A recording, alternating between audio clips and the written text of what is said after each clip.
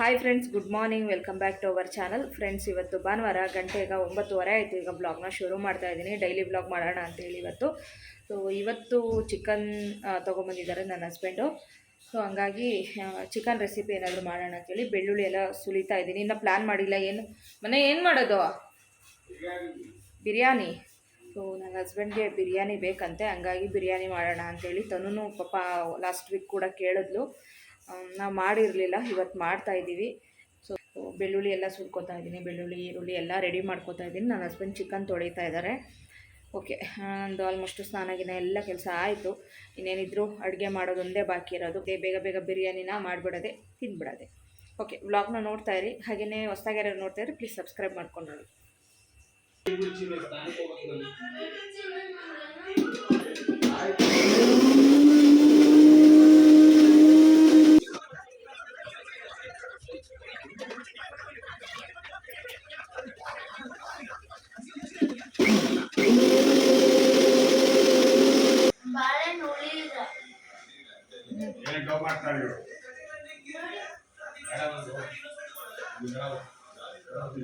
Friends, ಶುಂಠಿ ಬೆಳ್ಳುಳ್ಳಿ ಪೇಸ್ಟನ್ನ ready ಮಾಡ್ಕೊಂಬಿಟ್ಟೆ. ಹಾಗೆ ಈಗ ಚಿಕನ್ ನೋಡಿ, ಚಿಕನ್ ಕೂಡ ರೆಡಿ ಇದೆ. 3/4 kg ನನ್ನ ಹಸ್ಬೆಂಡು ನೀಟಾಗಿ ತೊಳೆದ್ಕೊಟ್ಟಿದ್ದಾರೆ. ಅಕ್ಕಿ ಕೂಡ 3/4 kg ಬಾಸುಮತಿ ರೈಸ್ ತೊಗೊಂಡಿದ್ದೀನಿ. ತುಂಬ ದಿನ ಆಗ್ಬಿಟ್ಟಿತ್ತು ರೈಸ್ ತೊಗೊಂಬಂದಿಟ್ಟು. ಇನ್ನೊಂದು ಸ್ವಲ್ಪ ಏನು ಉಳಿಸೋದು ಅಂತೇಳಿ 3/4 kg ಕೂಡ ಹಾಕಿದ್ದೀನಿ. ನಾನು 3/4 kgಯಲ್ಲೂ ಕೂಡ ಬಿರಿಯಾನಿ ಮಾಡ್ತಾಯಿದ್ದೀನಿ ಇವತ್ತು.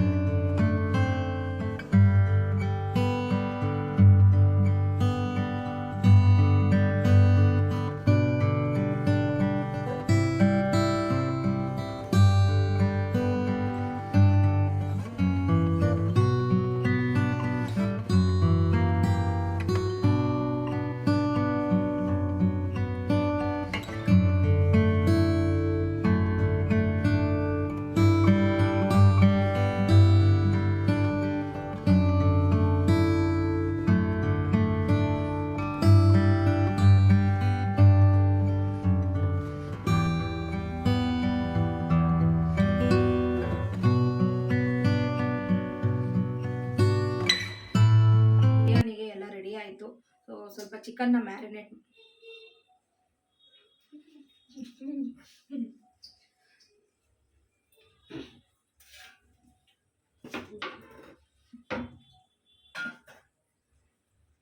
ಫ್ರೆಂಡ್ಸ್, ಬಿರಿಯಾನಿಗೆ ಎಲ್ಲ ರೆಡಿ ಮಾಡಿ ಇಟ್ಕೊಂಡಿದ್ದೀನಿ. ಚಿಕನ್ನ ಮ್ಯಾರಿನೇಟ್ ಮಾಡಬೇಕಾಗಿತ್ತು. ಇವಾಗ ಮ್ಯಾರಿನೇಟ್ ಮಾಡಿ ಒಂದು 20 ನಿಮಿಷ ಇಡ್ತೀನಿ. ಒಂದು ಅರ್ಧ ಗಂಟೆ 20 ನಿಮಿಷ, 1/4 ಗಂಟೆ 20 ನಿಮಿಷ ನೆನೆಸಿ ಇಟ್ಬಿಡ್ತೀನಿ. ಸೊ ಜಾಸ್ತಿ ಹೊತ್ತು ಅಂದರೆ ಒಂದು 1/2 ಅವರ್ ಮ್ಯಾರಿನೇಟ್ ಮಾಡಿಟ್ಟರೆ ಚಿಕನ್ಗೆ ಚೆನ್ನಾಗಿ ಉಪ್ಪು ಖಾರ ಎಲ್ಲ ಹಿಡಿಯುತ್ತೆ.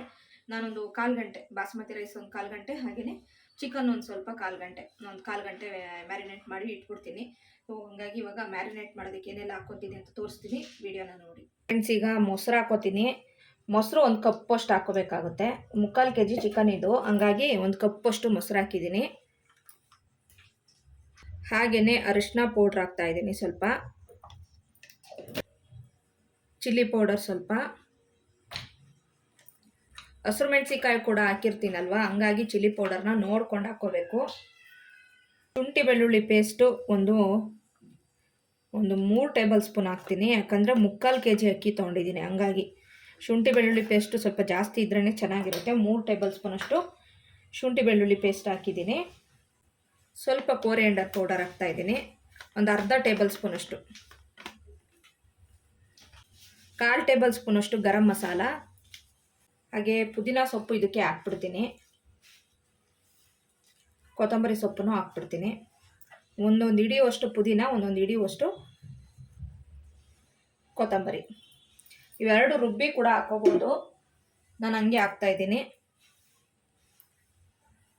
ಚಿಕನ್ಗೆ ಎಷ್ಟು ಉಪ್ಪು ಬೇಕೋ ಅಷ್ಟು ಹಾಕ್ಕೋತಾ ಇದ್ದೀನಿ. ಉಪ್ಪು ಹಿಡಿಬೇಕು ಅಷ್ಟು ನೋಡಿಕೊಂಡು ಹಾಕೋತಾ ಇದ್ದೀನಿ. ಹಾಗೆ ಒಂದು ಅರ್ಧ ಹೋಳಷ್ಟು ನಿಂಬೆಹಣ್ಣು ಹಾಕೋತಾ ಇದ್ದೀನಿ. ಮೊಸರು ಹಾಕಿದ್ದೀನಿ, ಆದರೂ ಒಂದು ಅರ್ಧ ಹೋಳಷ್ಟು ನಿಂಬೆಹಣ್ಣು ಹಾಕ್ತಾಯಿದ್ದೀನಿ. ಈ ಮೊಸರು ಮತ್ತು ನಿಂಬೆಹಣ್ಣು ಹಾಕೋದ್ರಿಂದ ಈ ಬಿರಿಯಾನಿ ಇನ್ನೂ ಉದ್ರುದ್ರಾಗಿ ಚೆನ್ನಾಗಿ ಬರುತ್ತೆ. ಲಾಸ್ಟಲ್ಲಿ ಅರ್ಧ ಹೋಳು ಹಾಕ್ತೀನಿ ನಾನು.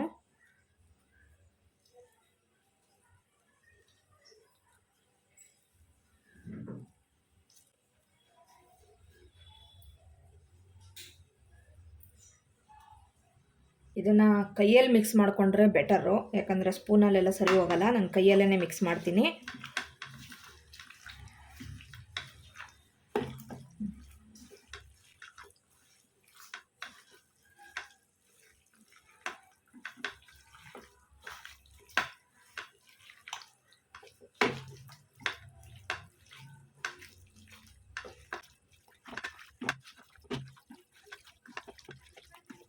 ಬಿರಿಯಾನಿ ಮಸಾಲ ಪೌಡ್ರ್ ಅಂತ ಸಿಗುತ್ತೆ ನೋಡಿ, ಅದನ್ನು ಕೂಡ ನೀವು 1 ಟೇಬಲ್ ಸ್ಪೂನ್ ಅಷ್ಟು ಹಾಕ್ಕೊಂಡ್ರೆ ಟೇಸ್ಟಿಯಾಗಿ ಚೆನ್ನಾಗಿರುತ್ತೆ. ಇನ್ನು ನಾನು ಅದೆಲ್ಲ ಏನು ಸೇರಿಸ್ತಾ ಇಲ್ಲ ಇವತ್ತು, ಅಷ್ಟೇ. ಅಷ್ಟು ಮಿಕ್ಸ್ ಮಾಡಿ ಇಟ್ಬಿಡ್ತೀನಿ, ಮುಚ್ಚಳ ಮುಚ್ಚಿ ಇಟ್ಬಿಡ್ತೀನಿ. ಅಕ್ಕಿನ ತೊಳೆದ್ಬಿಟ್ಟು ಒಂದು 1/4 ಗಂಟೆ ನೆನೆ ಇಡೋದಕ್ಕೆ ಬಿಡ್ತಾಯಿದ್ದೀನಿ.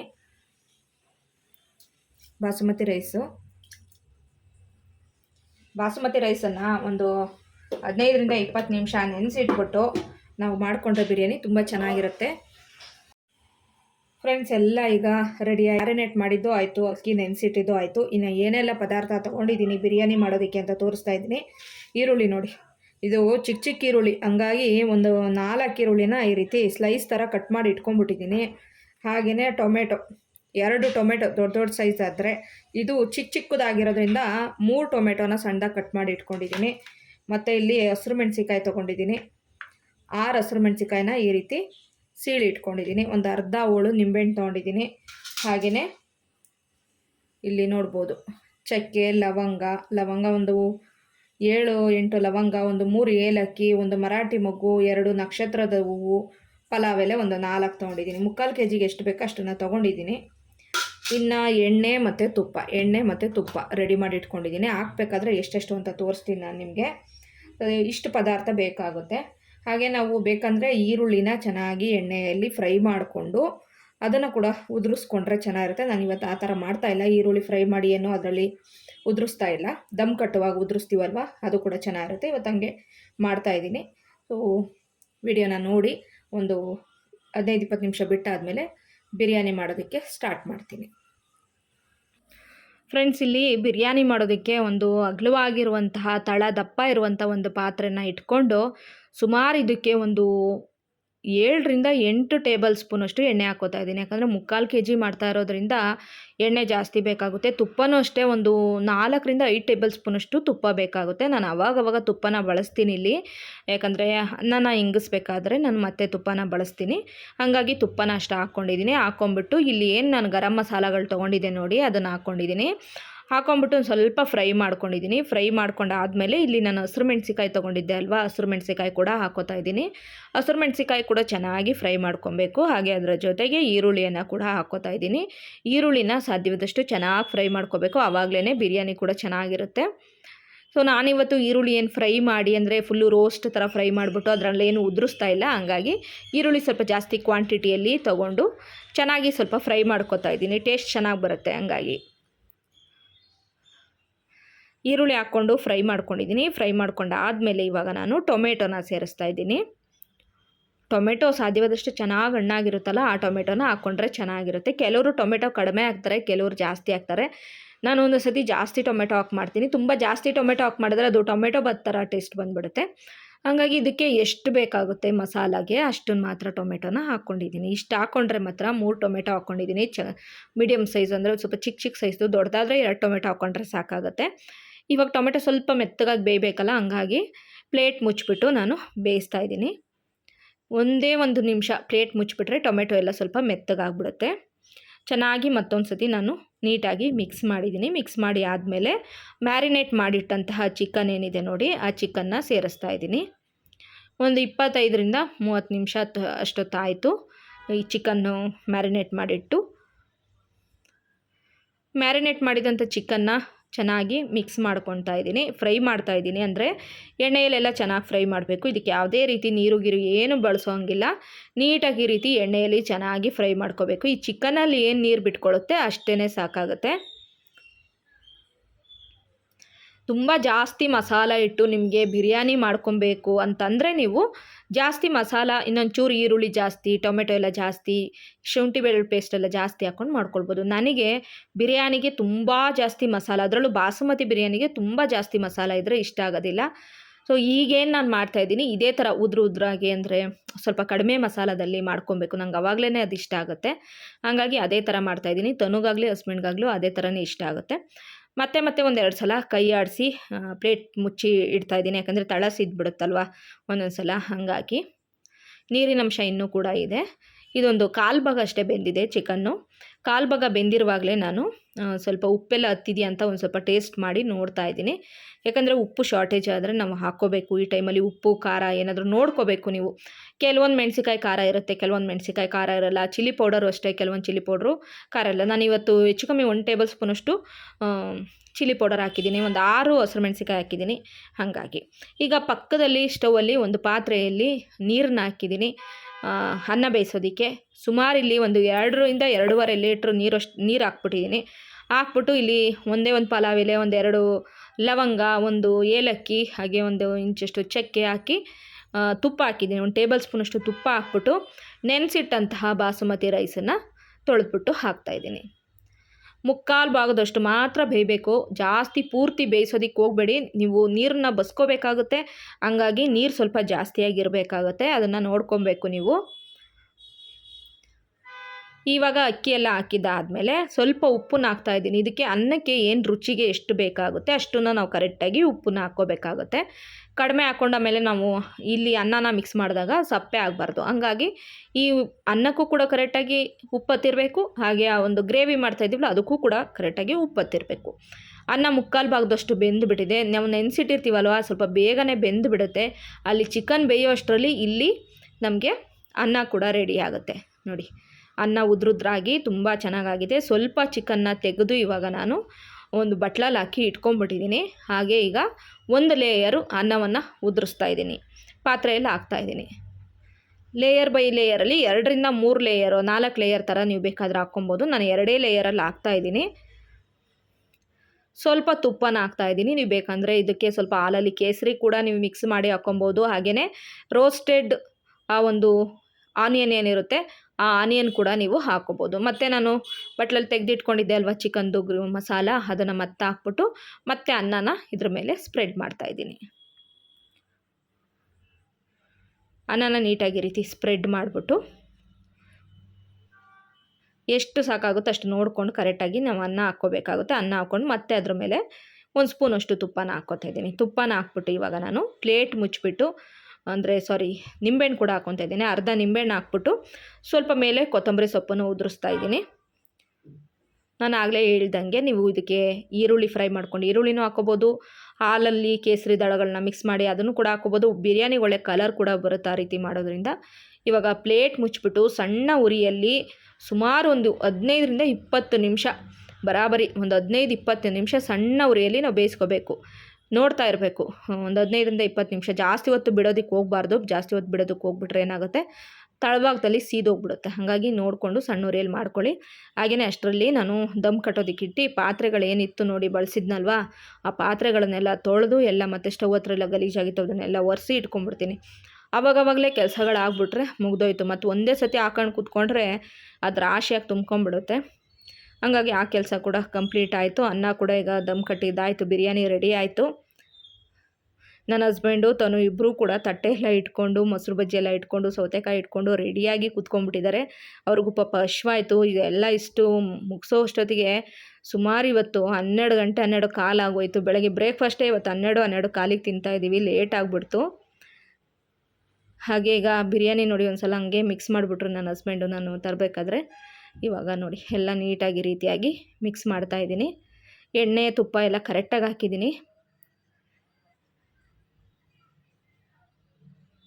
ನಮಗಂತೂ ತುಂಬ ಪರ್ಫೆಕ್ಟಾಗಿ ತುಂಬ ಟೇಸ್ಟಿಯಾಗಿ ಬಂದಿತ್ತು. ನೀವು ಕೂಡ ನಿಮ್ಗೆ ಇಷ್ಟ ಆದರೆ ನೀವು ಕೂಡ ಟ್ರೈ ಮಾಡ್ಬೋದು. ಅನ್ನ ನೋಡ್ಬೋದು ಒಂದು ಸ್ವಲ್ಪನೂ ಕೂಡ ಇದಾಗಿಲ್ಲ, ಗಂಜಿ ಥರ ಏನೂ ಆಗಿಲ್ಲ, ಉದ್ರಾಗಿದೆ. ಅಂದರೆ ಮಿಕ್ಸ್ ಮಾಡ್ಕೊಬೇಕಾದ್ರೆ ನಿಧಾನವಾಗಿ ಮಿಕ್ಸ್ ಮಾಡ್ಕೊಬೇಕು. ಯಾಕಂದರೆ ಬಾಸುಮತಿ ರೈಸ್ ಅಲ್ವಾ, ಪುಡಿ ಪುಡಿ ಆಗಿಬಿಡುತ್ತೆ. ಹಾಗಾಗಿ ಏನು ಕೂಡ ಒಂದು ಸ್ವಲ್ಪನೂ ಪುಡಿ ಪುಡಿ ಆಗಿರಲ್ಲ. ಅಕ್ಕಿ ಕೂಡ ಹಳೇದು, ಬಾಸುಮತಿ ರೈಸು ಹಳೇದು, ತುಂಬ ದಿವಸ ತಂದಿಟ್ಕೊಂಬಿಟ್ಟು ನಾವು ಮಾಡಿದ್ವಿ. ಹಳೆ ಅಕ್ಕಿ ಆಯಿತು ಅಂದರೆ ತುಂಬ ಚೆನ್ನಾಗಿ ಬರುತ್ತೆ. ಅಕ್ಕಿ ಒಂದು ಕೂಡ ಒಡ್ಕೊಳ್ಳಲ್ಲ, ಅಷ್ಟು ಚೆನ್ನಾಗಿ ಬರುತ್ತೆ. ಸ್ವಲ್ಪ ಹಂಗೆ ಮಿಕ್ಸ್ ಮಾಡಿಬಿಟ್ಟು ಇವಾಗ ಬಡಿಸ್ತಾ ಇದ್ದೀನಿ.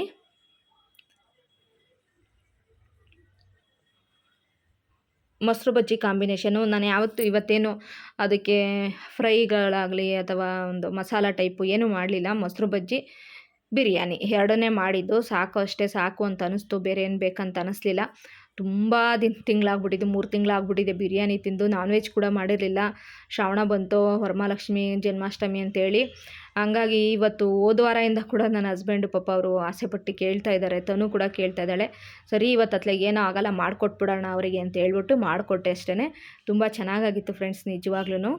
ನಿಮಗೂ ಇಷ್ಟ ಆದರೆ ನೀವು ಕೂಡ ಟ್ರೈ ಮಾಡಿ ಯಾವ ರೀತಿ ಬಂದಿತ್ತು ಅಂತ ನನಗೆ ಕಮೆಂಟ್ಸಲ್ಲಿ ತಿಳಿಸಿ. ಇವಾಗ 3 ಜನ ಊಟ ಮಾಡ್ತಾ ಇದ್ದೀವಿ ಫ್ರೆಂಡ್ಸ್. ಬಿರಿಯಾನಿ ತಿಂದು ಸುಮಾರು ಒಂದು 2 ತಿಂಗಳು ಮೇಲೆ, 3 ತಿಂಗಳೇ ಆಗಿರಬೇಕೇನೋ.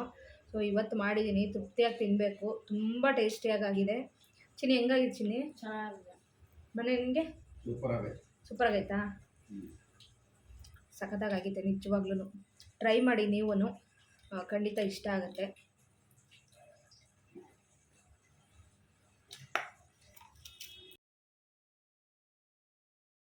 ರೈಸಲ್ಲಿ ಬಿರಿಯಾನಿ ಮಾಡಿದ್ರೆ ನಿಜವಾಗ್ಲೂ ಸಖತ್ತಾಗಿರುತ್ತೆ.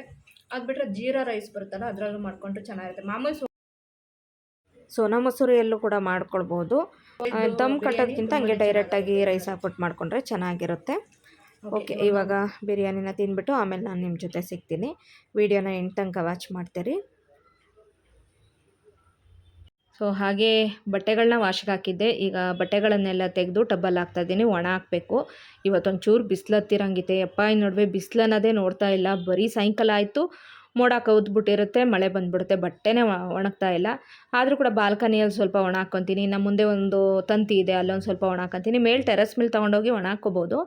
ಬಟ್ ಮಳೆ ಬಂದಾಗ ಗೊತ್ತೇ ಆಗಿರೋದಿಲ್ಲ, ಸೌಂಡೇ ಕೇಳೋದಿಲ್ಲ. ಯಾಕಂದರೆ ನಾವು ಫಸ್ಟ್ ಫ್ಲೋರಲ್ಲೇ ಇದ್ದೀವಿ, ಮೇಲೆ ಬರೀ 2 ಫ್ಲೋರ್ ಇದೆ ಅಲ್ವಾ, ಸೌಂಡೇ ಕೇಳೋದಿಲ್ಲ. ಆಮೇಲೆ ಮಳೆ ಬಂದು ನೆಂದೋಗ್ಬಿಡುತ್ತೆ. ಹಂಗಾಗಿ ಇಲ್ಲೇ ಮನೆ ಬಾಗಿಲಲ್ಲಿ ಸ್ವಲ್ಪ, ಹಿಂದೆ ಸ್ವಲ್ಪ ಒಣ ಹಾಕ್ಕೋತೀನಿ. ಇನ್ನು ಯೂನಿಫಾರ್ಮ್ ಬೇರೆ ವಾಶ್ ಮಾಡೋದಿತ್ತು.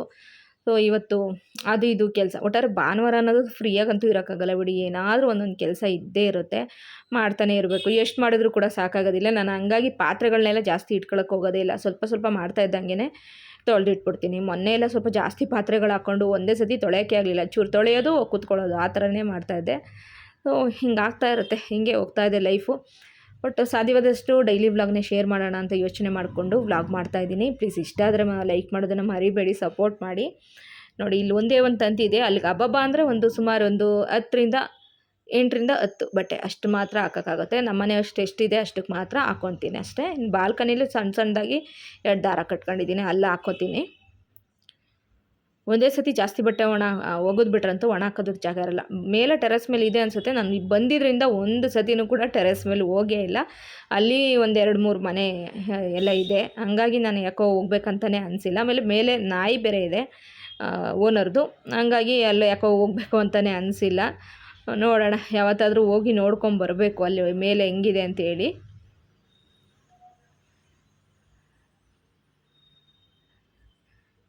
ಇಲ್ಲಿ ಸ್ವಲ್ಪ ಬಟ್ಟೆಗಳನ್ನ ಒಣ ಹಾಕ್ಕೊಂಡು ಹಾಗೇ ಬಾಲ್ಕನಿಯಲ್ಲಿ ಕೂಡ ಸ್ವಲ್ಪ ಒಣ ಹಾಕೋತೀನಿ. ಬಾಲ್ಕನಿಗೆ ಚೆನ್ನಾಗಿ ಬಿಸಿಲು ಬರುತ್ತೆ.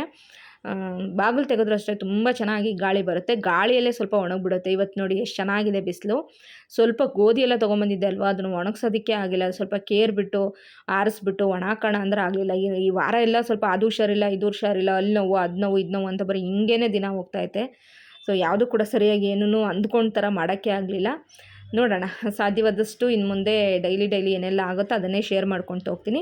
ನಿಮ್ಮ ಪ್ರೀತಿ ಸಹಕಾರ ಮುಂಚೆ ಯಾವ ರೀತಿ ನನ್ನ ಚಾನಲ್ಗೆ ಸಪೋರ್ಟ್ ಮಾಡ್ತಾಯಿದ್ದೀರಾ ಆ ರೀತಿ ಪ್ಲೀಸ್ ಮಾಡಬೇಕು. ಹಾಗೆಯೇ ಲೈಕ್ ಮಾಡಿ. ನೀವು ಲೈಕ್ ಮಾಡೋದ್ರಿಂದ ನನ್ನ ವೀಡಿಯೋಸ್ಗೂ ಕೂಡ ತುಂಬ ಹೆಲ್ಪ್ ಆಗುತ್ತೆ, ನನಗೂ ಕೂಡ ಮೋಟಿವೇಟ್ ಆಗುತ್ತೆ.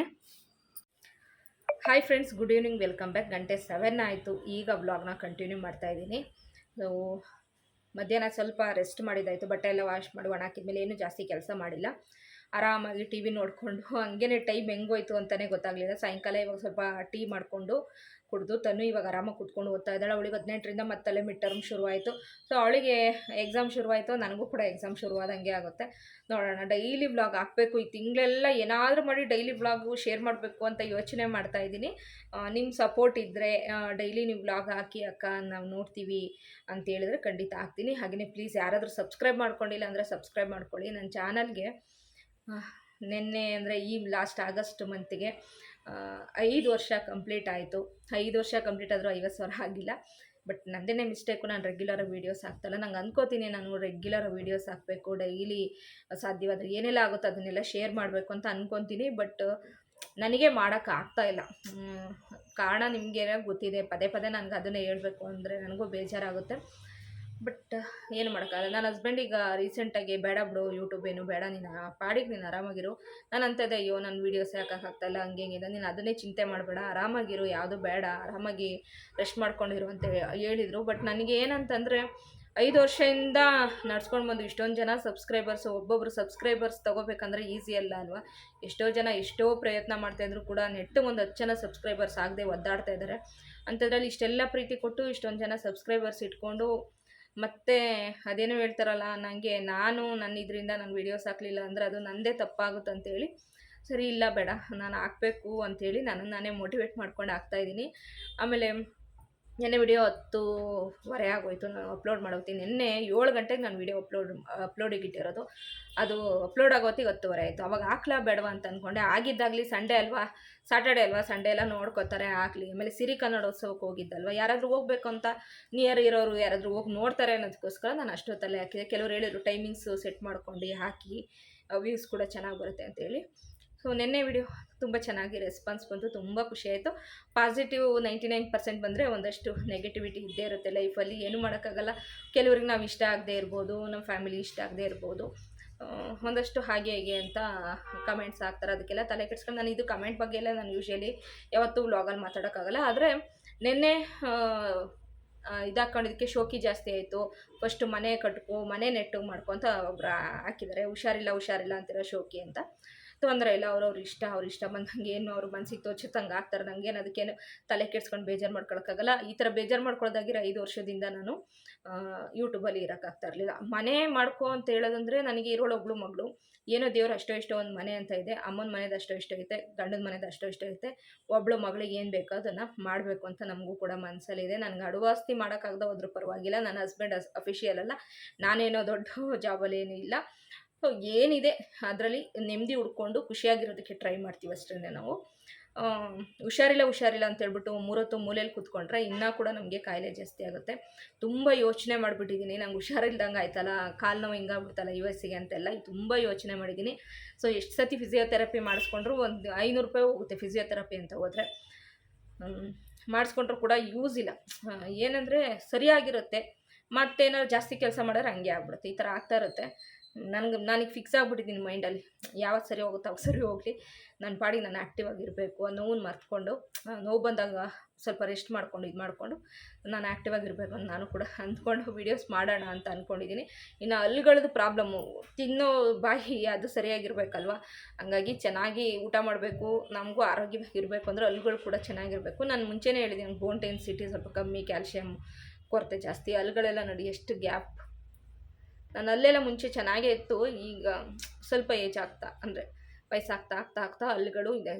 ನಾನು ಒಂದು ಎಲೆ ಅಡಿಕೆ ಕೂಡ ತಿನ್ನಲ್ಲ, ಒಂದು ಏನೂ ಕೂಡ ನಾನು ತಿನ್ನಲ್ಲ. ನಾನು ಯಾವತ್ತೂ ಇಷ್ಟೋ ವರ್ಷ ನಾನು ಪ್ರೆಗ್ನೆನ್ಸಿಯಲ್ಲಿ, ನಾನು ಬಾಣಂತಿಯಲ್ಲೂ ಕೂಡ ಎಲೆ ಅಡಿಕೆ ತಿನ್ನಲ್ಲ. ನನಗೇನೋ ಎಲೆ ಅಡಿಕೆ ತಿನ್ನೋದು ಅಂದರೆ ಒಂಥರ ಆ ಥರದಿಂದ ನನಗೇನೋ ಅದನ್ನು ತಿನ್ಬೇಕು ಅನಿಸ್ಲಿಲ್ಲ. ನಾನು ಅವಾಗೆಲ್ಲ ತಿನ್ನಬೇಕಿತ್ತು, ಅವಾಗೆಲ್ಲ ತಿಂದರೆ ಮಕ್ಕಳಿಗೂ ಕೂಡ ಶಕ್ತಿ ಬರುತ್ತೆ. ನೀವು ಆ ತಪ್ಪು ಮಾಡೋಕ್ಕೆ ಹೋಗಬೇಡಿ. ಕ್ಯಾಲ್ಶಿಯಂ ಅಂಶ ದೇಹಕ್ಕೆ ತುಂಬಾ ಬೇಕಾಗುತ್ತೆ. ಆವಾಗೆಲ್ಲ ತಿಂದಿರೋ ನನಗೇನೋ ಅದೆಲ್ಲ ತಿನ್ನಬೇಕು ಅಂತ ಇವತ್ತಿಗೂ ಕೂಡ ಅನಿಸೋದಿಲ್ಲ. ಮೋಸ್ಟ್ಲಿ ನಾವು ಅದೆಲ್ಲ ತಿಂದಿದ್ರೆ ಸ್ವಲ್ಪ ಇನ್ನೂ ಕ್ಯಾಲ್ಶಿಯಂ ಅಂಶ ಜಾಸ್ತಿ ಇರೋದೇನೋ ಗೊತ್ತಿಲ್ಲ. ಒಟ್ಟಾರೆ ನಂಗೆ ಅದು ಅಷ್ಟೊಂದು ಆಸಕ್ತಿ ಇಲ್ಲ ಅದನ್ನೆಲ್ಲ ತಿನ್ನೋದಕ್ಕೆ. ಹಲ್ಲು ನೋವು ಬಂದಾಗಲೂ ಕೆಲವರು ಎಲೆ ಅಡಿಕೆ ಎಲ್ಲ ತಿಂದರೆ ಸ್ವಲ್ಪ ಹಲ್ಲು ನೋವು ಕಡಿಮೆ ಆಗುತ್ತೆ ಅಂತ ನನಗೆ ಯಾರೋ ಹೇಳಿದರು. ಹಂಗಾಗಿ ಈ ವಿಷಯನ ಶೇರ್ ಮಾಡಬೇಕು ಅಂತ ಅನ್ನಿಸ್ತು. ಸದ್ಯಕ್ಕೆ ಈಗೆಲ್ಲ ಹಲ್ಲುಗಳನ್ನ ಸರಿ ಮಾಡಿಸ್ಕೊತಿದ್ದೀನಿ, ರೂಟ್ ಕೆನಾಲ್ ಮಾಡಿಸ್ಕೊತಾ ಇದ್ದೀನಿ. ಇದೊಂದು ಹಲ್ಲು ಚೂರು ಇನ್ಫೆಕ್ಷನ್ ಜಾಸ್ತಿ ಆಗಿದೆ, ಲಾಸ್ಟದು ಮೇಲಿಂದು, ಅದಕ್ಕೆ ಒಂದು ತೆಗ್ಸಾಗಿದೆ ಅದ್ರ ಪಕ್ಕದ್ದು. ಅದಕ್ಕೀಗ ಮೊನ್ನೆ ರೂಟ್ ಕೆನಾಲ್ ಮಾಡಿ ಮತ್ತೆ ಇದು ಮಾಡಿ ಮೆಡಿಸನ್ ಹಾಕಿ ಬಿಡ್ತಾರಲ್ವ, ಇನ್ಫೆಕ್ಷನ್ ಆಗಿದೆ ಅಂತೇಳಿ ಮತ್ತೆ ಮಂಗಳವಾರ ಹೋಗಿ ಅದೊಂದು ರೆಡಿ ಮಾಡಿಸ್ಬೇಕು. ಪೇಯ್ನ್ ಎಲ್ಲ ಕಡಿಮೆ ಆಗಿದೆ ಈಗ, ಸದ್ಯ ಸರಿಯಾಗಿದೆ. ಕ್ಯಾಪ್ಗಳು ಹಾಕ್ಸ್ಬಿಟ್ರೆ ಅಷ್ಟೇ, ದುಡ್ಡು ನೀರು ಥರ ಹೋಗ್ತಾಯಿದೆ. ಬಟ್ ಏನು ಮಾಡೋಕ್ಕಾಗಲ್ಲ, ಇವತ್ತು ದುಡಿತೀವಿ, ಖರ್ಚಾಗುತ್ತೆ. ನಾನು ದುಡ್ಡು ಇಡಬೇಕು ಅದಕ್ಕೆ ಖರ್ಚು ಮಾಡಬಾರ್ದು, ಇದು ಖರ್ಚು ಮಾಡಬೇಕು ಅಂತ ಎಷ್ಟೋ ಸೇವಿಂಗ್ ಮಾಡೋಕೆ ಹೋದ್ರು ಹಿಂಗೇನಾದ್ರು ಒಂದು ಬಂದುಬಿಟ್ಟು ದುಡ್ಡು ಖರ್ಚಾಗುತ್ತೆ. ಮತ್ತೆ ಅಯ್ಯೋ ದುಡ್ಡೆಲ್ಲ ಖರ್ಚಾಗ್ತಾಯಿತ್ತಲ್ಲಪ್ಪ, ಇಷ್ಟು ಹೋಯ್ತಲ್ಲ ಅಷ್ಟು ಹೋಯ್ತಲ್ಲ ಅಂತ ಮನಸ್ಸಿಗೆ ನೋವಾಗುತ್ತೆ. ಏನು ಮಾಡೋಕ್ಕಾಗಲ್ಲ, ಅದೆಲ್ಲ ದೇವ್ರ ಇಚ್ಛೆ. ಯಾವಾಗ ನಮ್ಮ ಕೈಗೆ ಕೊಡಬೇಕೋ ಅವಾಗ ಖಂಡಿತ ದೇವ್ರು ನಮಗೆ ಕೊಡ್ತಾನೆ. ಯಾವಾಗ ನಮ್ಮ ಕೈಯಿಂದ ಹೋಗಬೇಕು ಖಂಡಿತ ಹೋಗುತ್ತೆ. ಏನು ಮಾಡೋಕ್ಕಾಗಲ್ಲ. ನಮ್ಮ ಆರೋಗ್ಯ ಎಲ್ಲ ನಾವು ಹೇಳಿದಂಗೆಲ್ಲ ನಡೆಯಲ್ಲ, ನಾವು ಅಂದ್ಕೊಂಡಿದ್ದೆಲ್ಲ ಆಗಲ್ಲ ಅಲ್ವಾ. ಹಂಗಾಗಿ ನಾನು ಅದ್ರ ಬಗ್ಗೆ ತಲೆ ಕೆಡ್ಸ್ಕೊಳಕ್ಕೆ ಹೋಗಲ್ಲ. ಇನ್ನು ಕಮೆಂಟ್ಸ್ ಬಗ್ಗೆ ಶೋಕಿ ಅದು ಇದು ಮನೆ, ನಾನು ಹೇಳಿದ್ನಲ್ಲ ನನಗಿರೋಳು ಒಬ್ಬಳೆ ಮಗಳು, ಅಮ್ಮನ ಮನೆದು ಒಂದಿಷ್ಟು, ಅತ್ತೆ ಮನೆ ಗಂಡನ ಮನೆದು ಒಂದಿಷ್ಟು, ನಮ್ಮದು ಅಂತ ಒಂದಿಷ್ಟು ಇದೆ, ಸಾಕು. ಇರೋಳು ಮಗಳಿಗೆ ಒಳ್ಳೆ ವಿದ್ಯಾವಂತೆ ಮಾಡಿಬಿಟ್ರೆ ಅಷ್ಟೇ ನನಗೆ ಸಾಕು. ಬೇರೆ ದೊಡ್ಡ ದೊಡ್ಡ ಆಸೆಗಳೇನೂ ಇಲ್ಲ. ಹಾಗೆ ಶೋಕಿ ಅಂತ ಹೇಳಿದ್ರೆ, ನಾನು ಪ್ಯಾಂಟು ಮೊನ್ನೆ ನನ್ನ ಹಸ್ಬೆಂಡು ಹಾಕ ಅಂತಂದರು. ನನ್ನ ತನುಗಂತೂ ನಾನು ಪ್ಯಾಂಟ್ ಶರ್ಟ್ ಹಾಕೋಬೇಕು, ಸ್ಕೂಲ್ ಹತ್ರ ಬರಬೇಕು, ಅದೆಲ್ಲ ತುಂಬ ಆಸೆ ಜಾಸ್ತಿ ಅವಳಿಗೆ. ತುಂಬ ಪೇರೆಂಟ್ಸ್ ಆ ರೀತಿ ಎಲ್ಲ ಬರ್ತಾರಲ್ವ, ಅವಳಿಗೆ ಇಷ್ಟ ಆಗುತ್ತೆ. ಬಟ್ ನನಗೆ, ನಾನು ದಪ್ಪ ಇದ್ದೀನಿ, ನಂಗೆ ಚೆನ್ನಾಗಿ ಕಾಣಲ್ಲ. ಈಗ ನಾವೇನಾದರೂ ಒಂದು ಬಟ್ಟೆ ಹಾಕ್ಕೊಂಡಿದ್ದೀವಿ ಅಂದರೆ ಕಂಫರ್ಟಬಲ್ ಆಗಿದೆ ಅಂತ ಅನಿಸಿದ್ರೆ ನಮಗೆ ಏನೂ ಅನಿಸಲ್ಲ, ಆರಾಮಾಗಿದ್ದೀವಿ ಅನಿಸ್ಬೋದು. ಬಟ್ ನಮಗೇನೋ ಒಂಥರ ನಾವು ದಪ್ಪ ಆಗ್ಬಿಟ್ಟಿದ್ವಿ, ಹೆಂಗೆ ಕಾಣುತ್ತೋ ಅಂತ ಒಂಥರ ಫೀಲ್ ಆಗ್ತಾಯಿದ್ರೆ ನಮಗೆ ಅದನ್ನು ಹಾಕ್ಕೊಂಡು ಕಂಫರ್ಟಬಲ್ ಆಗಿ ಇರೋಕ್ಕಾಗಲ್ಲ. ಹಂಗಾಗಿ ನಾನು ಅದನ್ನು ಹಾಕ್ಕೊಳ್ಳಲ್ಲ. ಆ ಪ್ಯಾಂಟ್ ಆಗಲಿ ಆ ಟಾಪ್ ಆಗಲಿ ಇವತ್ತಿಂದಲ್ಲ, ಅದು 14 ವರ್ಷದ್ದು. ತನು 9 ತಿಂಗಳು ಮಗು ಇದ್ದಾಗ ಆ ಪ್ಯಾಂಟು ಟಾಪು ತೊಗೊಂಡಿರೋದು. ಅವತ್ತಿಂದ ಇಲ್ಲಿ ತನಕ ಇಟ್ಕೊಂಡಿದ್ದೀನಿ. ಅವಳು ಮಗು ಆದಾಗ ಒಂದು 2-3 ಸತಿ ಹಾಕಿರ್ಬೋದು ಅಷ್ಟೇ, ಅದು ಬಿಟ್ಟರೆ ಹಾಕೇ ಇಲ್ಲ. ಅವಾಗಿಂದ ಇಲ್ಲೇ ಹಂಗೇ ಬೀರಲ್ಲಿ ಬಿದ್ದಿದೆ ಅದು. ಆಮೇಲೆ ಮುಂಚೆ ನಾನು ಕಾಲೇಜ್ ಡೇಸಲ್ಲಿ ಪ್ಯಾಂಟು ಶರ್ಟ್ ಹಾಕ್ಕೊಂಡಿದ್ದೀನಿ. ಮುಂಚೆ ನಾನು ಹಾಕ್ಕೊಂಡಿರೋದ್ರಿಂದ ನನಗೇನು ಇವತ್ತು ನೆನ್ನೆ ಹಾಕ್ಕೊಂಡಿಲ್ಲ ಶೋಕಿ ಮಾಡೋದಕ್ಕೆ. ಇವಾಗ ತೊಗೊಂಬಂದ್ಬಿಟ್ಟು ಪರ್ಚೇಸ್ ಮಾಡಾಕೊಂಡಿಲ್ಲ. ನೆಟ್ಟಿಗೆ ಒಂದು ಹಬ್ಬಕ್ಕೆ ನಾನು ಸರಿಯಾಗಿ ಬಟ್ಟೆಗಳು ತಗೊಳ್ಳಲ್ಲ, ಯಾವಾಗ ಬೇಕು ಅವಾಗ ತೊಗೊಂಡ್ಬಿಡ್ತೀನಿ. ಆ ರೀತಿಯಾಗಿರ್ಬೇಕಾದ್ರೆ ಶೋಕಿ ಅನ್ನೋ ಪದಗಳು ನಮ್ಗೆ ಅಷ್ಟೊಂದು ನೀವು ಹೇಳಿದ್ದು ಇಷ್ಟ ಆಗಲಿಲ್ಲ ಅಷ್ಟೇ. ನಿಮಗೆ ಹೇಗೆ ಅನಿಸುತ್ತೋ ಗೊತ್ತಿಲ್ಲ, ಅದೆಲ್ಲ ನಿಮ್ಮ ಮನಸ್ಥಿತಿಗೆ ಬಿಟ್ಟಿದ್ದು ಅಷ್ಟೇ. ನನಗೆ ಆಸ್ತಿ ಮಾಡಬೇಕು, ಅದು ಮಾಡಬೇಕು, ಇದು ಮಾಡಬೇಕು, ಅದು ಇದು ಯಾವುದ್ರಲ್ಲೂ ಆಸಕ್ತಿ ಇಲ್ಲ ಫ್ರೆಂಡ್ಸ್. ಹಾಗೆ ಪ್ಯಾಂಟು ಶರ್ಟ್ ಹಾಕ್ಕೊಂಡ್ರೆ ಅದಕ್ಕೆ ತಕ್ಕ ಹೇರ್ ಸ್ಟೈಲ್ ಕೂಡ ಮಾಡ್ಕೋಬೇಕಂತಂದರೆ ಹೌದು, ಚೆನ್ನಾಗಿ ಹೇರ್ ಕಟ್ ಮಾಡಿಕೊಂಡು ನೀಟಾಗಿ ಇದ್ದರೆ ಆ ಪ್ಯಾಂಟ್ ಶರ್ಟ್ ಹಾಕೊಂಡಾಗ ಅದಕ್ಕೆ ತಕ್ಕಾಗಿ ಒಂದು ಲುಕ್ ಇರುತ್ತೆ. ಬಟ್ ನನಗೆ ಹೇರ್ ಕಟ್ ಮಾಡಿಸ್ಕೊಳ್ಳೋದಾಗಲಿ, ಮುಖಕ್ಕೆ ಅದು ಇದು ಅಂದರೆ ಒಂದು ಫೌಂಡೇಶನ್ ಇಲ್ಲ, ಫಂಕ್ಷನ್ಗೆ ಹೋದಾಗ ಹಚ್ತಾ ಇದ್ದೆ ಅಷ್ಟೇ. ಅದು ಬಿಟ್ಟರೆ ಇನ್ನು ಫೇಶಿಯಲ್ ಅಂತೂ ಇಲ್ಲವೇ ಇಲ್ಲ ಬಿಡಿ, ನನ್ನ ಮುಖ ಫೇಶಿಯಲ್ ಇಲ್ಲ. ಬಟ್ ನಾನೇನೇ ಕಡಲೆ ಹಿಟ್ಟು ಅರಿಶಿನ ಎಲ್ಲ ಹಾಕ್ಕೊಳ್ತಿದ್ದೆ. ಅವಾಗ ಒಂದು ಸ್ವಲ್ಪ ಆಸಕ್ತಿ ಇತ್ತು. ಇತ್ತೀಚೆಗೆ ಅದು ಕೂಡ ನನಗೆ ಆಸಕ್ತಿ ಇಲ್ಲ, ಹಂಗಾಗಿ ಅದ್ರ ಮೇಲೆ ಅಷ್ಟೊಂದು ನಾನು ಕೇರ್ ತಗೊಳಕ್ಕೆ ಹೋಗಲ್ಲ. ಒಟ್ಟಾರೆ ಏನು, ನಮ್ಮ 3 ಜನ, ನಾನು, ನನ್ನ ಗಂಡ, ನನ್ನ ಮಗಳು ಏನಿದ್ದೀವಿ, ನಮಗೇನು ಅನಿಸುತ್ತೆ, ನಮಗೆ ಯಾವಾಗಲಾದ್ರು ಬೇಜಾರಾದಾಗ, ಎಲ್ಲರೂ ಹೊರಗಡೆ ಹೋಗಬೇಕು ಅಂದಾಗ ಹೋದಾಗ ಒಂದು ಸಣ್ಣ ಪುಟ್ಟ ನಮಗೇನಾಗುತ್ತೆ, ನಮ್ಮಿಂದ ಏನು ಸಾಧ್ಯ ಆಗುತ್ತೆ ಅದನ್ನು ಸಣ್ಣ ಪುಟ್ಟದ್ರಲ್ಲಿ ನಾವು ಖುಷಿ ಪಡ್ತೀವಿ ಅಷ್ಟೇ. ಅದು ಕೂಡ ದೊಡ್ಡ ತಪ್ಪು. ಯಾವುದೋ ದೊಡ್ಡ ರೆಸ್ಟೋರೆಂಟಿಗೆ ಹೋಗಿ ಯಾವುದೋ ಮಾಲ್ಗೆ ಹೋಗಿ ಶಾಪಿಂಗ್ ಮಾಡ್ಕೊಂಬಂದಿದ್ದೀನಿ, ಅದನ್ನ ಹಾಕ್ಕೊಂಡಿದ್ದೀನಿ, ಇದು ಹಾಕ್ಕೊಂಡಿದ್ದೀನಿ ಅನ್ನೋ ಥರ ಅದು ಇದು ಇಷ್ಟು ಉದ್ದ ನನಗೆ ಹೇಳಿದ್ರೆ ನಿಜವಾಗ್ಲೂ ನನಗೇನೆ ನೊಬ್ಬಬೇಕು ಅಳ್ಬೇಕು ಗೊತ್ತಾಗೋದಿಲ್ಲ. ಇನ್ನು ಕೆಲವರು ನನ್ನ ಕುಗ್ಗಿಸ್ಬೇಕು ಅಂತ ತುಂಬ ಬೇಡ ಕಮೆಂಟ್ ಹಾಕ್ತಾರೆ. ಬಟ್ ಅವ್ರ ಮನಸ್ಥಿತಿ ಅಷ್ಟೇ. ಕರ್ಮ ರಿಟರ್ನ್ಸ್. ನೀವು ನನಗೆ ಹೇಳಿದ್ದು ನಾಳೆ ದೇವರು ನಿಮಗೆ ಹೇಳೋ ಥರ ಆಗ್ಬೋದು, ಅವತ್ತು ನಿಮಗೆ ಹರ್ಟ್ ಆಗ್ಬೋದು. ನೀವು ಇವಾಗ ನನಗೆ ಮನಸ್ಸು ಹರ್ಟ್ ಮಾಡ್ಬೋದು, ಇವ್ರಿಗೆ ಏನಾರು ಹೇಳಿದ ತಕ್ಷಣ ಕೂಗೋಗ್ಬಿಡ್ತಾರೆ, ಇವ್ರಿಗೆ ಹೇಳ್ಬಿಡೋಣ ಅಂತ ನೀವು ಅಂದ್ಕೊಂಡು ನನಗೆ ಹೇಳ್ಬೋದು. ಬಟ್ ಒಂದಲ್ಲ ಒಂದಿನ ಕರ್ಮ ಅನ್ನೋದು ರಿಟರ್ನ್ ಆಗುತ್ತೆ. ಬೇಕಾದಷ್ಟು ನೋಡ್ತಾ ಇದ್ದೀವಿ ಪ್ರಪಂಚದಲ್ಲಿ, ನೀವು ನೋಡ್ತಾ ಇದ್ದೀರಲ್ಲ ಕಮೆಂಟ್ಸ್ಗಳಿಂದ ಏನೇನು ಆಗ್ತಾಯಿದೆ ಅಂತೇಳಿ. ಕರ್ಮ ಅನ್ನೋದು ಖಂಡಿತ ಇದೆ, ಅದನ್ನು ಮಾತ್ರ ನಾನು ಹೇಳ್ತೀನಿ. ನಾನಂತೂ ಯಾರಿಗೂ ಕೆಟ್ಟದಾಗಲಿ ಅಂತ ಹೇಳಲ್ಲ, ದೇವ್ರು ನೋಡ್ಕೊತಾನೆ ಅಂತೀನಿ ಅಷ್ಟೇ. ತುಂಬ ನನಗೆ ಹರ್ಟ್ ಆಗಂಗೆ ಹೇಳಿ ಮನಸ್ಸು ನೋಯಿಸ್ಬೋದು ಅಂದರೆ ಅದು ನಿಮ್ಮ ಭ್ರಮೆ. ಇಲ್ಲದೆ ಹೋಗಿದ್ರೆ ನಾವು ಇಷ್ಟು 5 ವರ್ಷದಿಂದ ಯೂಟ್ಯೂಬಲ್ಲಿ ಸೋಷಿಯಲ್ ಮೀಡ್ಯಾದಲ್ಲಿ ಇರೋಕ್ಕಾಗದ ಹೇಳಿ? ಅದಕ್ಕೆಲ್ಲ ತಲೆ ಕೆಡಿಸ್ಕೊಳ್ಳೋದಾಗಿದ್ರೆ ಖಂಡಿತ ಇಲ್ಲ, ಯಾವುದಕ್ಕೂ ತಲೆ ಕೆಡಿಸ್ಕೊಳ್ಳಲ್ಲ. ನಾವು ಹೇಗಿರಬೇಕು, ನಮಗೆ ಬುದ್ಧಿಶಕ್ತಿ ದೇವ್ರು ಕೊಟ್ಟಿದ್ದಾನೆ, ಅದೇ ಥರ ಇದ್ದೀವಿ. ಮರ್ಯಾದೆಯಿಂದ ಹೆಂಗೆ ಬದುಕಬೇಕು ಅದೇ ಥರನೇ ಬದುಕ್ತಾ ಇದ್ದೀವಿ. ದೇವರ ಆಶೀರ್ವಾದ ಖಂಡಿತ ನಮ್ಮ ಮೇಲೆ, ನಮ್ಮ ಕುಟುಂಬದ ಮೇಲಿದೆ. ಅದೆಲ್ಲದಕ್ಕಿಂತ ಹೆಚ್ಚಾಗಿ ನನ್ನನ್ನು ಇಷ್ಟು ವರ್ಷದಿಂದ ಅಷ್ಟೇ ಪ್ರೀತಿಸ್ತಾ, ಅಷ್ಟೇ ನನಗೆ ಒಳ್ಳೊಳ್ಳೆ ಕಮೆಂಟ್ಸ್ ಮಾಡಿ ನನ್ನನ್ನು ಸಪೋರ್ಟ್ ಮಾಡಿಕೊಂಡು ಇಲ್ಲಿ ತನಕ ತಂದಿರೋ ನಿಮಗೆಲ್ರಿಗೂ ಕೂಡ ಥ್ಯಾಂಕ್ ಯು ಸೋ ಮಚ್. ಹಾಗೆಯೇ ಇನ್ನು ತನ್ನದು ಬೇರೆ ಬರ್ತಡೇ ಬರ್ತಾಯಿದೆ 24, ಇನ್ನು ಗೌರಿ ಹಬ್ಬ ಬೇರೆ ಬರ್ತಾಯಿದೆ. ಊರಿಗೆಲ್ಲ ಹೋಗೋದಿದೆ ಸ್ವಲ್ಪ. ಊರಿನ ಬ್ಲಾಗು ಕೆಲವ್ರು ಕೇಳಿದ್ರಿ, ಊರಿಂದು ಬ್ಲಾಗ್ ಹಾಕಿ ಮನೆಯೆಲ್ಲ ಇಷ್ಟ ಆಗಿದೆ ತೋರಿಸಿ ಅಂತೇಳಿ. ಇವಾಗ ಬಾಗಿಲು ಚೌಕಟ್ಟೆಲ್ಲ ರೆಡಿಯಾಗಿದೆ. ಅಲ್ಲಿ ಅಮ್ಮ ಫೋನ್ ಮಾಡಿದ್ದಾರೆ, ನಾನು ಹೋಗಬೇಕು, ಚೌಕಟ್ಟೆಲ್ಲ ಕೂರಿಸೋದು ಅದೆಲ್ಲ ಕೆಲಸ ಇದೆ. ಈ ವಾರದಲ್ಲಿ ಅದು ಕೂಡ ಆಗುತ್ತೆ. ಅದನ್ನು ಕೂಡ ನಾನು ತೋರಿಸ್ತೀನಿ. ನನ್ನ ಖುಷಿ, ನಮ್ಮ ಹ್ಯಾಪಿನೆಸ್ ಏನಿದೆ ಅದನ್ನೆಲ್ಲ ಕೂಡ ನಿಮ್ಮ ಜೊತೆ ಶೇರ್ ಮಾಡ್ಕೊತೀನಿ. ಎಲ್ಲದರಲ್ಲೂ ತಪ್ಪು ಹುಡ್ಕೋದನ್ನು, ಎಲ್ಲದರಲ್ಲೂ ಕೆಟ್ಟದನ್ನೇ ನೋಡೋದನ್ನು, ಹಳದಿ ಕಣ್ಣಲ್ಲಿ ನೋಡೋದನ್ನು ದಯವಿಟ್ಟು ಬಿಟ್ಬಿಡಿ. ನಿಮ್ಮದೆಲ್ಲ ಏನೇನಿದೆ, ನಿಮ್ಮ ಕಷ್ಟ ಏನೇನಿದೆ, ನಿಮ್ಮ ಮನೇಲಿ ಏನೇನಿದೆ, ನಿಮ್ಮ ಅಂದ ಚಂದ ಏನಿದೆ ಅದನ್ನು ನೋಡ್ಕೊಳ್ಳಿ. ನಿನ್ನ ಮುಖಕ್ಕೆ ಅದು ಬೇಕಾ, ನಿನ್ನ ಮುಖಕ್ಕೆ ಇದು ಬೇಕಾ ಅದೆಲ್ಲ ಹೇಳ್ಬೇಡಿ. ನಿಮ್ಮ ಮುಖ ದೇವ್ರು ಚೆನ್ನಾಗಿಟ್ಟಿರಲಿ ಅಂತ ನಾನು ಕೇಳ್ಕೊತೀನಿ. ನಮ್ಮ ಮುಖ ದೇವ್ರು ಹಿಂಗೆ ಕೊಟ್ಬಿಟ್ಟಿದ್ದಾನೆ, ಏನು ಮಾಡೋದು, ನಿಮ್ಮಷ್ಟು ಸೌಂದರ್ಯ ನಮಗೆ ಕೊಟ್ಟಿಲ್ಲ. ದೇವ್ರು ನಮಗೆ ಏನು ಕೊಟ್ಟಿದ್ದಾನೆ ಅದೇ ನಮಗೆ ಖುಷಿ ಇದೆ. ನನ್ನ ಗಂಡನಿಗೆ ನಾನು ಚೆನ್ನಾಗಿ ಕಂಡ್ರೆ ಸಾಕು, ನನ್ನ ಮಗಳಿಗೆ, ನನ್ನ ಫ್ಯಾಮಿಲಿಗೆ ನಾನು ಚೆನ್ನಾಗಿ ಕಂಡ್ರೆ ಸಾಕು. ನಿಮಗೆ ನಾನು ಚೆನ್ನಾಗಿ ಕಾಣಿಸ್ಬೇಕು ಅಂತೇನಿಲ್ಲ, ಒಳ ಮನಸ್ಸಿಂದ ನೋಡಿ ಸಾಕು. ಬಾಹ್ಯ ಸೌಂದರ್ಯ ಇವತ್ತಿರುತ್ತೆ, ನಾಳೆ ಹೋಗುತ್ತೆ. ಅವ್ರು ಒಳ ಮನಸ್ಸಿಂದ ಅವ್ರು ಒಳ್ಳೆಯವರ ಅನ್ನೋದನ್ನ ನೋಡಿ. ಇಷ್ಟೆಲ್ಲ ನಾನು ಮಾತಾಡ್ತಾ ಇರಲಿಲ್ಲ, ಬಟ್ ಕೆಲವರು ನಾವು ಸುಮ್ಮನೆ ಇರ್ತೀವಿ ಅಂತ ಅಂದರೆ ನಮ್ಮನ್ನು ಬೇಕು ಅಂತ ಟಾಂಟ್ ಮಾಡ್ತಾ ಇರ್ತಾರೆ. ಯಾರಾದರೂ ಒಳ್ಳೆ ಕಮೆಂಟ್ಸ್ ನಮಗೆ ಹಾಕಿದ್ದಾರೆ ಅಂದರೆ ಅವ್ರಿಗೆ ಹೋಗ್ಬಿಟ್ಟು ಏನಾದರೂ ಒಂದು ಕೆಟ್ಟ ಕಮೆಂಟ್ಸ್ ಹಾಕ್ತಾರೆ. ಆ ಕಮೆಂಟ್ಸಲ್ಲೇ ಅಲ್ಲಲ್ಲೇ ಜಗಳಗಳಾಗ್ಬಿಡುತ್ತೆ. ಅದು ನನಗೆ ಇಷ್ಟ ಇಲ್ಲ. ಹಂಗಾಗಿ ಅಂಥವ್ರನ್ನ ಹೈಡ್ ಮಾಡ್ತಾ ಇರ್ತೀನಿ. ಅಂಥವ್ರ ವ್ಯೂವರ್ಸು ನನಗೆ ಬೇಡ, ನಮ್ಮನ್ನು ಕುಗ್ಸೋ ಅಂಥ ವ್ಯೂವರ್ಸು ನಮಗೆ ಬೇಡ ಅನ್ನೋದಷ್ಟೇ ನನ್ನ ಉದ್ದೇಶ. ಸೊ ಯಾರಿಗಾದರೂ ಇದರಿಂದ ಬೇಜಾರಾಗಿದ್ದರೆ ದಯವಿಟ್ಟು ಕ್ಷಮೆ ಇರಲಿ. ನೆಕ್ಸ್ಟ್ ನಾನು ಈ ಕಮೆಂಟ್ಸ್ ಬಗ್ಗೆ ಎಲ್ಲ ನಾನು ವೀಡಿಯೋಸ್ ಮಾಡೋಕ್ಕೋಗಲ್ಲ. ಆ ಥರ ಬಂದು ಕಮೆಂಟ್ಸ್ನ ಹಾಗೇ ಹೈಡ್ ಮಾಡ್ಕೊಂಡು ಹೋಗ್ತಾ ಇರ್ತೀನಿ. ಏನೋ ಒಂದು ಖುಷಿಗೋಸ್ಕರ ನಿಮ್ಗೆ ಇಷ್ಟ ಆಗುತ್ತೇನೋ ಅಂತೇಳ್ಬಿಟ್ಟು ಅದೊಂದು ಪ್ಯಾಂಟ್ ಹಾಕ್ಕೊಂಡು ವೀಡಿಯೋಸ್ ಮಾಡಿ ತೋರಿಸಿದ್ದೀನಿ. ಅದಕ್ಕೆ ಇಷ್ಟಕ್ಕೊಂದು ಜನ ಇಷ್ಟಕ್ಕೊಂದಲ್ಲ 99% ಎಲ್ಲರೂ ಒಳ್ಳೆಯದನ್ನೇ ಹೇಳಿದ್ದಾರೆ. 1% ಜನ ಯಾರೋ ಒಬ್ಬರು ಇಬ್ಬರು ಬೇಕು ಅಂತ ಐಡಿಗಳು ಕ್ರಿಯೇಟ್ ಮಾಡಿಕೊಂಡು ನನಗೆ ನೋವು ಮಾಡಿದ ತಕ್ಷಣ ನಾನು ಕುಗ್ಗೋಗ್ಬಿಡ್ತೀನಿ ಅಂತ ಅಂದ್ಕೊಂಡು ನನಗೆ ಹಾಕ್ತಾರಲ್ವ ಐಡಿಗಳು ಕ್ರಿಯೇಟ್ ಮಾಡಿಕೊಂಡು, ಅವ್ರದ್ದು ಕೆಲಸ ಇದು. ಸೊ ಅವ್ರಿಗೋಸ್ಕರ ದೇವರು ಅವ್ರಿಗೆ ಏನೇನು ಕೊಡಬೇಕು ಅದನ್ನು ಅಲ್ಲಲ್ಲೇ ಆನ್ಸರ್ ಕೊಟ್ಟಿದ್ದಾನೆ. ಸೊ ಅಷ್ಟೇ ಫ್ರೆಂಡ್ಸ್, ಮತ್ತಿನ್ನೇನಿಲ್ಲ. ಸೊ ನನಗೇನು ಬೇಜಾರಿಲ್ಲ. ನಿಮ್ಗೆ ಏನು ಅನ್ಸುತ್ತೆ ಅದು ಹಾಕ್ಕೊಳ್ಳಿ. ಇಷ್ಟ ಆದಾಗ ಒಳ್ಳೆ ಕಮೆಂಟ್ಸ್ ಹಾಕಿದರೆ ಖಂಡಿತ ನಾನು ಅವರಿಗೆ ಚಿರಋಣಿ. ಈ ಥರ ಕಮೆಂಟ್ಸ್ ಹಾಕಿದರೆ ಹೈಡ್ ಮಾಡ್ತೀನಿ ಅಷ್ಟೇ, ಇನ್ನೇನು ಮಾಡೋಕ್ಕಾಗಲ್ಲ. ಹೈಡ್ ಮಾಡ್ಬೋದು ಅಷ್ಟೇ, ಅಂಥವ್ರ ಮನಸ್ಥಿತಿ ಆ ಥರ ಅಂತ ಹೇಳ್ಬಿಟ್ಟು ಬಿಡೋದು ಅಷ್ಟೇ. ಓಕೆ, ವ್ಲಾಗ್ ಇಷ್ಟ ಆಗಿದೆ ಅಂತ ಅಂದ್ಕೊಳ್ತೀನಿ. ಇಷ್ಟ ಆದರೆ ಪ್ಲೀಸ್ ಲೈಕ್ ಮಾಡಿ. ಮತ್ತು ಮುಂದಿನ ವ್ಲಾಗಲ್ಲಿ ಸಿಗ್ತೀನಿ, ನಾಳೆ ವ್ಲಾಗಲ್ಲಿ ಸಿಗ್ತೀನಿ. ನಾಳೆನೂ ಕೂಡ ವ್ಲಾಗ್ನ ಅಪ್ಲೋಡ್ ಮಾಡ್ತೀನಿ. ನೈಟೇ ಅಪ್ಲೋಡ್ ಮಾಡ್ತೀನಿ. ಬೆಳಗ್ಗೆ ಎಲ್ಲ ವ್ಲಾಗ್ ಮಾಡ್ಕೊಂಡು ನೈಟ್ ಅಪ್ಲೋಡ್ ಮಾಡ್ತೀನಿ. ನೋಡ್ತಾ ಇರಿ, ಸಪೋರ್ಟ್ ಮಾಡಿ.